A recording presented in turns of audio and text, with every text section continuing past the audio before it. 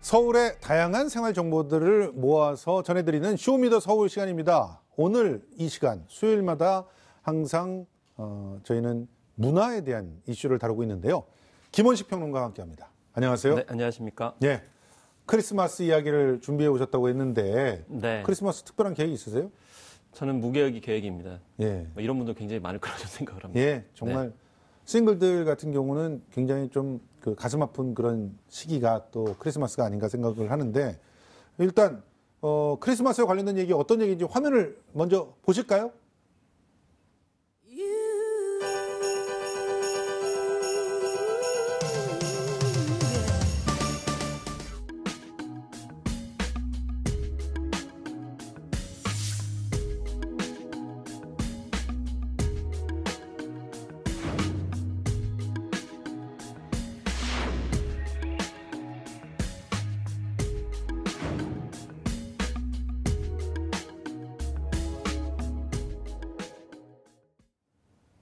캐럴 없는 크리스마스. 뭐 네. 벌써 한 3년째 같은 주제로 저도 그렇고 김원식 평론가도 여기저기서 좀 얘기를 했던 것 같은데 네. 이게 오해가 좀 많이 있는 얘기죠? 그렇습니다. 그래서 한저협에서 최근에 예. 크리스마스가 오기도 전에 미리미리 뭐 이렇게 보도자료를 보도자료를 돌렸어요. 배포를 했어요. 예. 그래서 저작권료를 너무 이제 엄혹하게 징수를 하니까 캐롤이 이제 안 들려지니까 뭐 크리스마스 분위기가 안 난다. 네. 너무 저작권을 강화해가지고 문화 공유가 위축되는 것 아니냐. 이렇게 해마다 얘기하니까 한접에서 먼저 얘기를 했거든요. 네. 그런데 뭐 저작권 때문이 아니라는 건데요.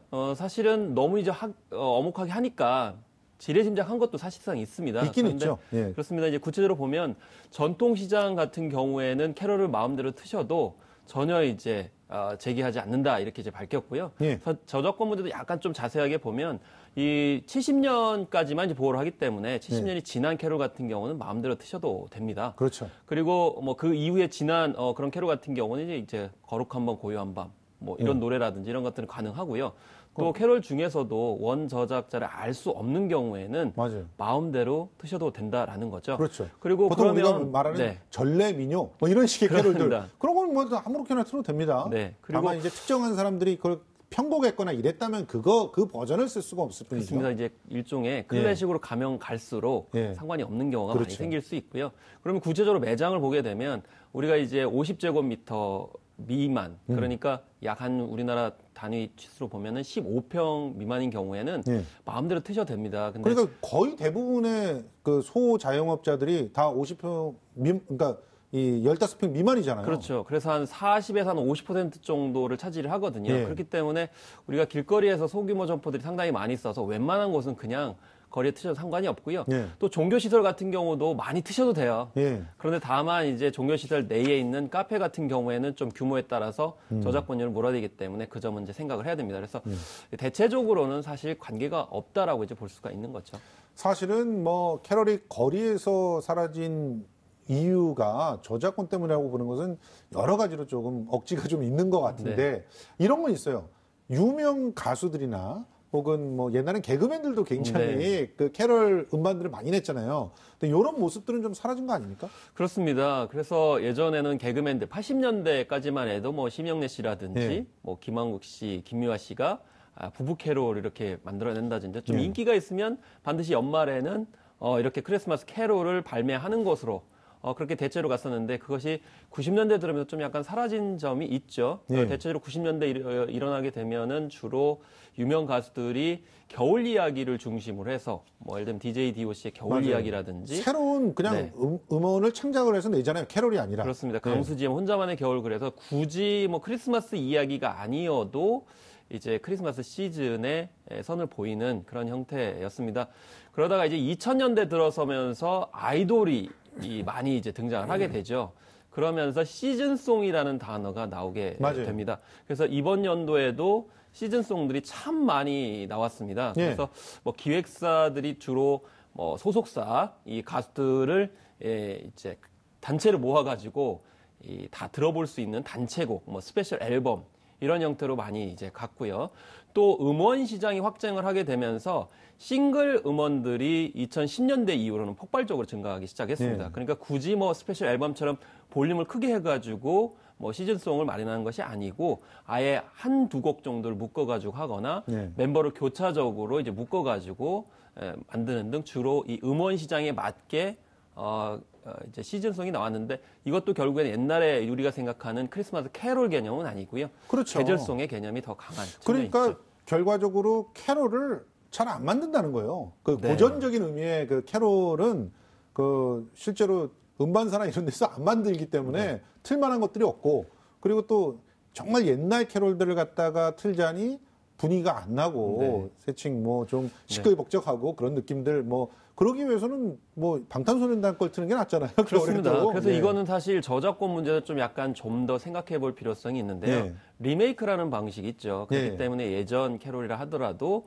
그걸 이제 아이돌들이 새롭게 리메이크를 해서 다시 선호를 보이는 등 이렇게 가야 되는데 예. 저작권을 너무 이제 강화하다 보니까 거기에 약간 그런 부분은 좀 좀 영향을 있다. 받는 점이 있다라고 생각이 예. 들고요. 방탄소년단 말씀하셨듯이 방탄소년단이 크리스마스 캐롤 다시 리메이크 해가지고 예. 세계 발매한다 그러면 훨씬 더 크리스마스 기분이 그럼요. 더 나을 것이다라고 저는 생각을 합니다. 예. 자, 캐롤 말고 확실히 자취를 감춘 건 있습니다. 어떤 크리스마스 씰. 아, 그렇습니다. 그리고 옛날에는 크리스마스 카드 같은 경우도 좀 제법 만들었잖아요. 그렇습니다. 근데 이제는 뭐 그냥 뭐 그 뭐라 그러죠? 무슨 뭐 땡땡톡 메시지 뭐 이런 걸로 그냥 다 보내버리고 단체로 말잖아요. 뿌리기도 하고 뭐 그러는데요. 크리스마스 씰 같은 경우는 뭐 학창 시절에도 이렇게 뭐 사서. 의무적으로 사기도 하고 예. 뭐 강매 때문에 문제가 되기도 했지만 중요한 것은 크리스마스 씰은 점점 사라지고 있지만 크리스마스 씰이 이렇게 하는 기능들을 예. 생각을 해볼 필요가 있죠. 1904년에 왜 덴마크 코펜하겐에서 이제 탄생을 했을까? 그것은 예. 결국 이걸 일종의 팔아가지고 예. 결핵을 퇴치하기 위해서 이걸 만드는 거거든요. 예. 그러니까 연말이다 보니까 좀 이런 질병에 힘드신 분들을 위해 가지고 온정의 손길을 이렇게 내는 것이고 우리나라에서도 이제 1932년에 이렇게 처음으로 선을 보이는 그런 형태였는데요. 그러면 과연 이런 이제 크리스마스 씰을 통해 가지고 박멸해야 될 결핵이 사라졌느냐? 예. 그런 건 아니죠. 결핵은 안 사라졌어요. 맞아요. 아직도 우리나라가 세계 최고 1위입니다. 예. 그래서 발생률이 뭐 77명 정도 되는데요. 예. 뭐 화면에 나오는 것은 이번에 계속 발행되는 씰입니다. 그래서 주제가 이 DMZ를 주제로 해서 멸종 위기종인 동물들을 진짜 저렇게 멋있는데요? 했습니다. 오. 그래서 저 씰 전체가 하나의 작품이죠. 예. DMZ 녹색지대를 따라가지고 동물이 살고 있는 거 이렇게 하는데요. 뭐 이제 굿즈라고 해서 뭐 머그컵이라든지 뭐 다양한 책갈피라든지 이런 것들을 마련을 하시는데 결국 이거를 팔아가지고 퇴치해야 될 결핵이 아직 있다는 거고요. 예. 그 걸리는 분들이 대부분 집단 생활을 하는 예를 들면 중고등학교 학생들이라든지 이번에 보니까 회사원들이 1등이에요. 결핵 걸리신 분 4명 중에 1명이 결핵 회사원이었다는 거죠. 예.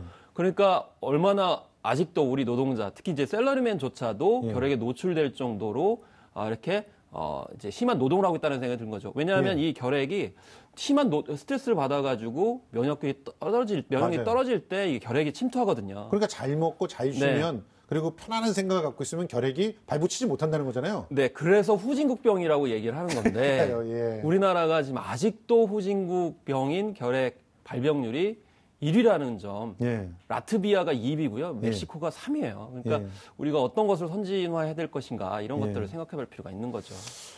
그러니까 사실 크리스마스 일 같은 경우는 조금 더 우리가 좀 더 뭐랄까 서로 나누면서 오히려 크리스마스 문화로서 장려를 좀 해봐야 될 그런 그렇습니다. 거네요. CL뿐만이 아니고 요즘에 이제 아까 좀 언급드렸던 이제 굿즈도 있기 굿즈들. 때문에 예. 우리가 우편을 사실 보내지 않고 연하장을 보내지 않고 뭐 크리스마스 카드도 안 보내기 때문에 예. 다른 어떤 용품들을 중심으로 해가지고 예. 좀 활성화될 필요성이 있다는 생각이 들고요. 예. 이 시시각각에서 여기 딱 씨를 하나 넣는다든지 굿즈로 딱 이렇게 놔서 예. 좀 결핵이 아직도 있다. 서울 예. 시민들의 행복을 좀 위협하고 있다라는 예. 점들을 경각심을 줘야 될 것 같습니다. 요즘에는 크리스마스를 혼자 즐기는 새로운 문화들도 많이 생겼죠. 호텔에서 혼자 크리스마스 즐기기 이런 거 꽤 인기가 있었는데. 그래서 뭐 호캉스라고 얘기를 예. 하게 되고요. 또 연말 되면은 파티 문화가 사실 젊은 층들 맞습니다. 사이에서 이제 유행을 계속 하고 있어요. 그래서 이번에도 뭐 친구들과 같이 크리스마스 때 뭐 호텔에서 파티를 한다든지 아니면 심지어 어떤 숙박시설에서 같이 이제 즐기는 형태의 그런 파티 문화도 크리스마스와 같이 결합되고 있다 볼 수 있겠죠. 그래서 반드시 뭐 혼자 즐기는 것도 있겠지만 뭐 연말에 같이 친구들끼리 모여서 이렇게 크리스마스를 보내는 경우도 있다는 점 이제 새로운 트렌드로 볼 수 있겠습니다. 서울에서 그래서 이렇게 특히나 시민들을 위해서 가족 단위의 뭐 시민들도 크리스마스를 좀 다양하게 즐기게 하기 위해서 축제를 좀 만들어 놓고 있잖아요. 그렇습니다. 서울에서도 이제 크리스마스 페스티벌을 하거든요. 그래서 이제 청계천에서 장통교까지 이제 광화문 서울 시청 일대에서 이제 하게 되는데요. 물론 가족과 함께 보내는 것도 중요하지만 가족끼리 나오고 또 비자발적인 싱글족들도 상당히 많이 있지 않습니까? 그렇죠. 그렇기 때문에 크리스마스가 함께 어우러지는 측면에서 새롭게 발돋움하고 있는데 무엇보다도 저는 뭐 촛불 광장이 저렇게 함께 어울릴 수 있는 크리스마스 페스티벌로 됐으면 좋겠다는 생각이 지금 들어요. 벌써 시작했는데 정말 예쁘네요. 무엇보다 청계천을 저렇게 잘 활용을 해서 여러 가지 작품들을 선보이는 것도 의미가 있다고 생각이 듭니다. 그래서 크리스마스는 다 함께 광장에서 즐기는 것이다라는 것을 이 서울 크리스마스 페스티벌이 좀 알려주고 있고요. 신촌에서도 또, 크리스마스 신촌 같은 경우도 사실 예전에 정말 젊음의 거리였지 않습니까? 맞아요. 그래서 이 활성화시키기 위해서 이 신촌 크리스마스 거리 축제 프로그램이 열립니다. 여기는 주로 거리 공연 쪽에 초점을 맞춰서 하게 되고 그것만 있는 건 아니고요. 뭐 타로 마을이라든지 작품을 볼 수 있는 아트 마켓 또 구매까지도 할 수 있는 젊음의 어떤 거리로서의 크리스마스 거리 축제로 거듭난다는 점이 인상적으로 볼 수 있겠습니다. 그래서 무엇보다도 그냥 어디서나 볼 수 있는 그런 축제 내용이 아니고 여기에서만 볼 수 있는 그런 이제 거리 극이 많아질 거라면 더욱더 반갑겠습니다. 예. 지금 밖에서 크리스마스 분위기를 즐길 수도 있지만 솔직히 뭐 조용하게 이제 나만의 성탄절을 즐긴다. 이런 분들을 위해서 좀 추천해주고 싶은 그런 콘텐츠는 없어요? 물론 굉장히 페스티벌 관점에서 뭐 축제 관점에서 음악 관점에서 뭐 이렇게 접근할 수 있을 것 같습니다. 이제 뭐 요즘에는 AI 스피커가 굉장히 많이 나간다고 그래요. 맞아요. 그것 외에도 한번 그러니까 AI 스피커가 나가는 이유는 크리스마스 때 대화를 하면서 음악을 갖다 들려달라고 하고 이런 거죠? 저는 안 삽니다. 예, 알겠습니다. 오히려 밖으로 나가고 싶습니다. 책 같은 경우에도 이렇게 예수도 몰랐던 크리스마스 과학이라는 책이 있거든요. 네, 그래서 루돌프 코는 왜 빨간지. 그래서 산타클로스는 왜 뚱뚱할까? 산타클로스가 과연 그 선물들을 하룻밤에 다 나눠줄 수 있을까? 뭐 이런 얘기들이 담겨 있어요. 그래서 이걸 과학적으로 풀어보는 그런 책인데 결과적으로 이제 어떤 종교적 차원이나 그런 가족 간의 어떤 행사만이 아니고 이 실제에 접근하고 있는 책이어서 좀 재밌게 저는 봤던 책이 되겠습니다. 저도 저 책의 일부 에피소드를 좀 알고 있는데 그 전체 선물을 갖다 다 주기 위해서는 얼마나 빨리 돌아다녀야 되는지 몇 킬로로. 과연 하룻밤에 다 될 수 있는지 그걸 막 공식으로 계산을 했더라고요. 비처럼 다녀야 된다. 그래서 얼마만 거리를 다니느냐 그랬더니 이제 뭐 초당 뭐 몇 킬로 이렇게 나왔던 그런 책. 굉장히 과학적으로 접근해 보기 때문에 이건 재밌었습니다. 사실 학생들이 보기에도 좀 재밌는 그런 책이 되겠습니다. 확실한 거는 이제 빨간색 모자, 빨간색 옷, 하얀색 수염 이거는 코카콜라가 만든 거지. 결코 원래 그 산타크로스로 이렇게 지칭되는 성 니콜라스의 옷은 아니었다는 점. 그게 굉장히 전 중요하다고 생각을 합니다. 왜냐하면 지금 현재의 크리스마스나 뭐 루돌프나 산타 같은 경우에는 여러 가지 과정을 통해서 만들어졌다는 거예요. 그것도 장사꾼들. 네. 근데 이제 앞으로 얼마든지 우리가 새롭게 만들 수 있고. 맞습니다. 네. 그렇기 때문에 캐롤 같은 경우에도 여러 가지 과정이 있었지만 결국 우리의 의지에 따라서 우리의 꿈에 따라서 얼마든지 만들어갈 수 있다라는 점을 봤을 때 이 크리스마스에 관련된 여러 가지 행사라든지 여러 가지 뭐 상품 또 혹은 관련 용품들이 반드시 정해져 있다라고 생각하는 인식에서 벗어나면 훨씬 더 크리스마스가 활력 있지 않을까라는 생각이 듭니다. 알겠습니다. 술록 루돌프도 사실은 동화에서부터 출발한 거니까 맞습니다. 우리가 좀 컨텐츠를 크리스마스와 관련해서 만들어보는 것도 좋겠다. 이런 얘기까지 오늘 김원식 평론가와 함께 크리스마스 이야기 나눠봤습니다. 고맙습니다. 네, 감사합니다.